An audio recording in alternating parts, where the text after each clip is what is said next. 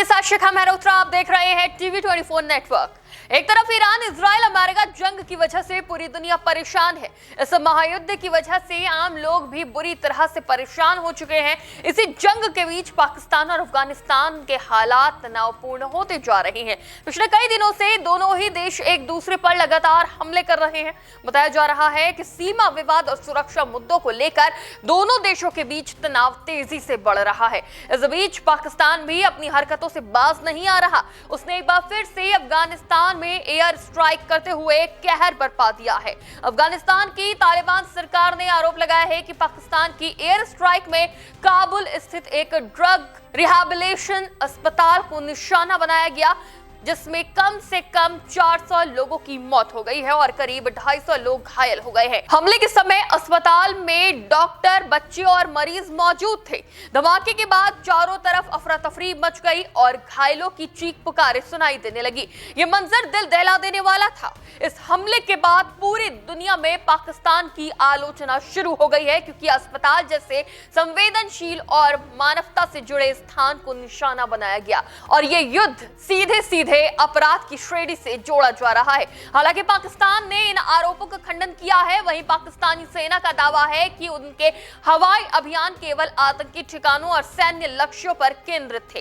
किसी भी नागरिक सुविधा या अस्पताल को निशाना नहीं बनाया गया है। अफगानिस्तान प्रशासन के दावे गलत और भ्रामक हैं। फिलहाल अफगानिस्तान के काबुल पर हुए पाकिस्तानी सैन्य हमले के बाद पाकिस्तान का करीबी दोस्त चीन भी चुप नहीं है। जहां पाकिस्तान की तरफ से अपनी सफाई दी जा रही है, तो वहीं अफगानिस्तान के काबुल पर हुए पाकिस्तानी सैन्य हमले के बाद पाकिस्तान का करीबी दोस्त चीन भी चुप नहीं है।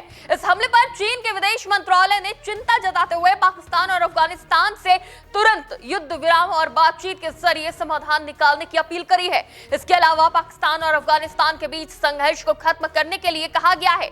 वहीं भारत ने इस हमले की कड़ी निंदा की है और विदेश मंत्रालय ने एक बयान जारी कर कहा कि एक अस्पताल पर हमला किसी भी स्थिति में जायज नहीं ठहराया जा सकता। यह हमला आम नागरिकों, मरीजों और अस्पताल के कर्मचारियों के खिलाफ क्रूरता की चरम सीमा है। भारत ने इसे अफगानिस्तान की संप्रभुता का गंभीर उल्लंघन करार दिया है। बयान में चेतावनी दी गई है कि ऐसे एक तरफा सैन्य कदम क्षेत्रीय शांति और स्थिरता के लिए गंभीर खतरा है। विदेश मंत्रालय ने यह भी कहा कि पाकिस्तान अपनी आंतरिक चुनौतियों से ध्यान भटकाने के लिए सीमा पार आक्रामकता का सहारा ले रहा है। विदेश मंत्रालय ने साफ शब्दों में कहा है कि निर्दोष नागरिकों और अस्पतालों को निशाना बनाना पूरी तरह अमानवीय है।